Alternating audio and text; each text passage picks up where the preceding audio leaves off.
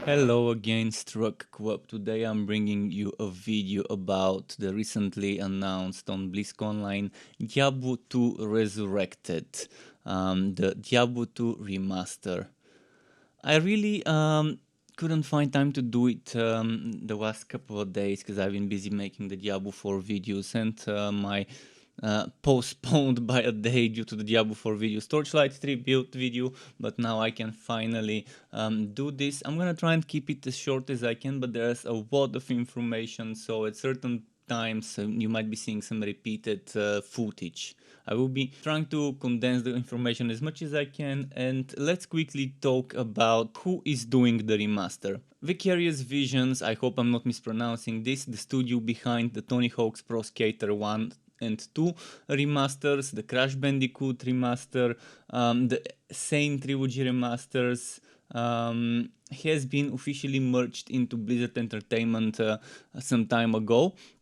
And that studio, Vicarious Visions, will be fully dedicated to providing support for upcoming Blizzard titles. And as soon as this happened, people were saying, oh, the Diablo 2 remaster, that's probably what they're working on. And yeah, they guessed it right. But who are they? Well, that studio was, Vicarious Visions was acquired by Activision in 2005. So it has been an Activision studio for a while, until recently when it transitioned into becoming a Blizzard studio, being part of Blizzard, maybe let's say it like that. So since then, it's worked on countless titles for the publisher, including the Guitar Hero, Destiny, and Call of Duty game series. Now let's talk about the Diablo 2 remaster. When asked the developers what they did, how their philosophy was for making the game, they said they wanted to keep a 70 to 30 visual guide, where 70% is the classic, the stuff they don't touch. They said we don't touch what works, that's me quoting. They wanted to maintain those iconic shapes, colors, stones, keeping this to a 1-to-1 ratio and faithful to the original so that things feel authentic while preserving the original the original designs. And the other 30% is new stuff. They wanted to elevate that art, and every change should signify that step forward. One very difficult thing for them was moving from 2D to 3D. It was a very challenging thing to achieve, and the dev said that they had to write a completely new physical based renderer PBR on top of the old game logic. And the difficulty comes from dealing with models versus 2D sprites, where you have dynamic lighting and dynamic visual effects. When asked about the items, they said that everything has been redone.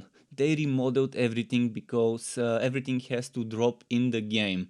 There's the icon art that you see in your inventory, and then there's the 3D space art that flips right. They got inspired by some of the original documentation that they found left from Blizzard North that contained things such as where the original artists pulled inspiration from.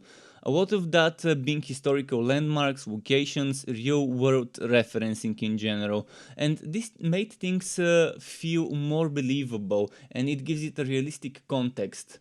The extra detail makes the players feel more immersed into the game, is what they think, and being able to see every buckle and strap, for example, or when the devs go the extra mile to add a string of garlic, because that original game had 4 white dots in the tavern in Act 2, those 4 white dot sprites that were supposedly garlic in the tavern. And they even came across some old screenshots of the original game's 3D rendering that was maybe intended for marketing purposes or other purposes, or maybe as bonus art. And that's where they also saw a string of garlic and decided, okay, let's add garlic as well. Another new thing that moving from 2D to 3D really helped bring along is the zoom camera. The zoom camera is now possible, and you can see all that great detail they put into remaking the game, remastering the game, and the art much better. And this also allows for better character selection screen, which you're gonna see later. All that detail also helps there too. A legacy toggle feature that lets you switch between the old and new visuals of the game will be there. And this is not a simple art swap, it's basically the old game running underneath which is possible because the new graphics engine is running on top of the game and is mimicking what is running underneath while still following all the same data, rules and timings of everything. So you would be able to switch between the legacy and the modern game if you want to. They are still true to that 25 FPS of what the game is underneath, uh, but rendering it in a way that has more frames per second. And all the logic and how the game talks with the server and other things like that run on the same cycle. That hasn't changed at all. Modern games run on time, not frames, and they've done that, but all of the logic still runs on those same timings it did before, so players can wait for their breaks to occur and they could have their timing work the same way they're used to. All of those things will still happen at the exact same time. They've also increased the direction a character could move from the previous 64 squares before, while retaining how the original was inspired by the tabletop games and built as a grid. So the game is still a grid, it still respects that grid. And there are certain things, for example, the controller would still allow you moving small amounts when pushing the stick a little, tilting it a little, but you'll be either in a run or a walk state, and stamina is still a thing because you're on a grid still. And all of that logic is driven by the old game. The animation for them was very important, and the devs had the utmost attention to detail by trying to get things like poses and posing, for example, right. When talking about visuals, they said that every piece of armor that was in the original game has been built and is now in the remaster. The only difference they did was with the icon items, and that now there is a more connected visual between that icon and when an item drops. So when you see that item in your inventory and when you equip it, it will be more alike to what you're seeing. In the original game, there were some differences between certain icon and then what the model looks like on you when you equip it. So a lot of those famous unique shields, weapons, armors will look like the original icon art that made them iconic, so to say. So yeah, you're used to seeing a certain shield, a certain helmet, a certain armor, certain boots looking in that way in the icon. Well, they would now look exactly that way when you equip them as well, if they didn't before. A design philosophy for them was to find the fun, as they say, and the devs say that they felt like the fun is still there and that it was one of their core pillars for Diablo II Resurrected. Now, when asked what changed, apart from the things we've just mentioned, they tried to take the rough edges of the game, such as compatibility or resolution issues, and to resolve those, as well as improving the arts and visuals. They also wanted to make sure the new additions don't ruin the overall experience. One example of a new quality of life addition is adding a shared stash so that people won't use mule characters anymore.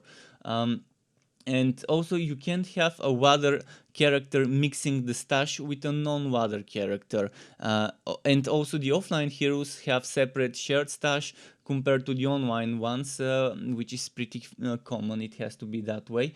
Then another thing is the reimagining the new UI design. They reimagine the UI in a way that stays faithful to the old designs. They also did reorganize the HUD a little and put certain things closer together so that it looks cleaner, as they say. Another few new things will be the advanced stats addition. For example, on the character screen, this will show players all of the information that they get from items as well, and be happy there's no more manually adding up and calculating your total magic find by looking at each equipped piece of gear or all your charms that give you such. There's also gonna be an auto gold wood feature that can be toggled on or off, and the controller support is another new thing, and it has been added both for PC and consoles, which the game will also release for, and it's a PC first experience to be able to play Diablo 2 with a controller. So there's still the inventory Tetris, but you would be able to work that work through that with the controller. They've also added an item comparison tooltip feature, which is a great thing in my opinion. And there's also gonna be 5 more languages that have been added. The whole front end in general is modernized. And one example is the screen that lists your characters, that also includes the act that this hero is in right now. And the devs say that the game feels a bit scarier in certain areas, which is as a result of the 3D lighting. The light reacting around you and casting shadows in such a way feels more immersive, they say. Now, speaking about console, bringing Diablo 2 to console is a huge challenge. That whole transition from using a mouse and keyboard to using a controller. The way they did it is that for the most part the game still thinks that you are using a keyboard and mouse, which retain that authentic experience while still making it a more accessible and bringing it to a modern audience. They wanted people born after the original game came out to also be able to experience that game and to enjoy it and play it as well. The change from being an eye in the sky and clicking where your hero goes to being the hero and directing them is amazing. The pathfinding is gone because you're doing the pathfinding when playing with the controller.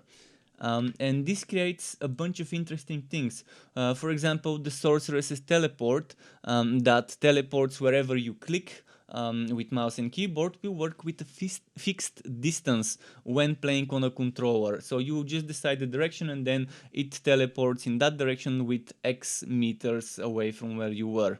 Another similar example would be the Barbarian Sleep, which would work in a similar way, but over there you are upgrading it, and that also changes certain things.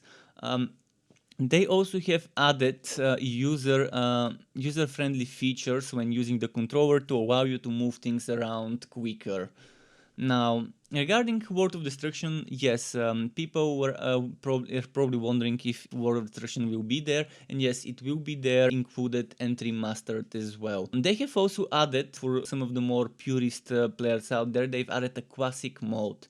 If you wanted to play a pre-expansion character, you would be able to do so and create one such character. Then when asked about 8-player co-op, they said PvP will still be there the way it was before, and trading will still work in the same way it used to before, the same way people are used to doing it.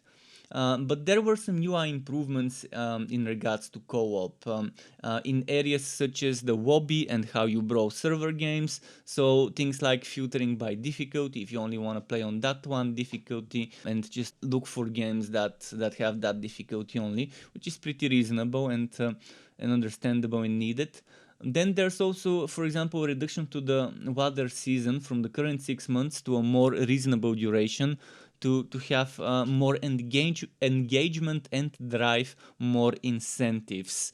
They didn't specify exactly how long, maybe they're still figuring that out, what would be a good reason for the duration of a season.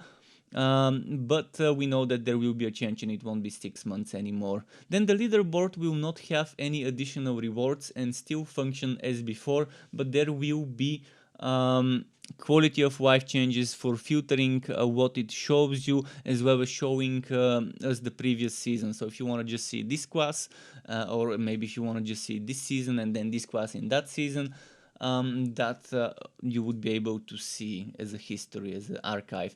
Then character expiration will no longer be a thing, and your old heroes will remain after the season has ended, due to the modern Battle.net infrastructure. Then there will be duplicated names. However, they will be appended by your gamer tag Battle.net ID. There will also be a global server, so no more separation by region, such as US East, US West, Asia, EU, etc. That means you will be able to join people across the globe and play with them together without wondering, oh, is my character on the right server that my friends is, and so on. And when asked regarding duping, bots and other bad stuff for the online game experience, they said that there is a server team working on battling the bots, and the modern Battle.net infrastructure does help a lot when it comes to security and handling bad behavior, for example, such as duping online. And then there are certain things they talked about, such as developer archaeology, which basically is the dev team having to dig through archives and find out old artwork, concepts, source codes, render files, etc., to help them get a more authentic experience and to keep it as close to the original as possible. That greatly kept them that greatly helped them as a stepping stone and kept them in the direction that they wanted to be. In how to handle certain things, especially when considering the visual and arts. And they had to go through old machines that people used, and some people changed from one team to another, and they had to keep to dig up some things, and they're still digging up and finding new things all the time that really help them make the game better. They're even digging up old Diablo 1 concept stuff to help them figure out how certain things in the Diablo 2 Remaster will be. When asked about the cinematics, they said the entire 28 minutes of cinematic storytelling will be getting a revamp with new high fidelity art. And regarding the sound, all of the audio has been remastered, and they have also added additional surround sound features. They're saying more ambience, more effects in general, just a richer experience, but they still had to be careful and retain the tones of iconic sounds, such as the pop noise when you put a skull in your inventory, or for me an example of one such would be the barbarian's shouting sounds, or maybe one of my favorite spells, the Frost Orb sorcerer's spell, which is a personal favorite. So they try to keep those things that we are used to hearing the way we are used to hearing them. And keep in mind that there will be a technical alpha, and everyone can sign up right now on the Diablo 2 Resurrected website, link in the description, for the future waves of invites. However, be advised that even though you can pre-order the game now and pre-purchase it, the pre-purchasing will not grant you access to the technical alpha. So even if you pre-purchase it right now, make sure to also sign up for the alpha, because they are separated.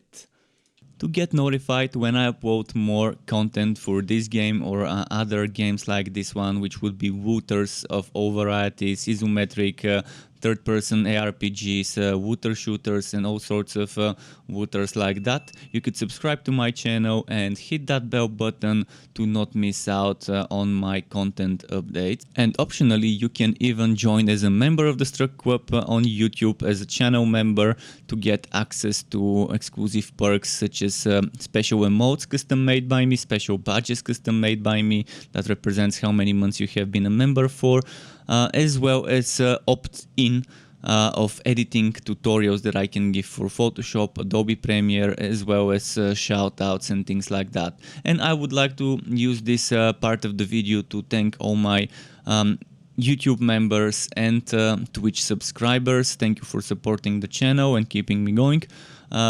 Thank you also for watching this video, everyone. Keep it cool, Struck Club. Until next time, and goodbye.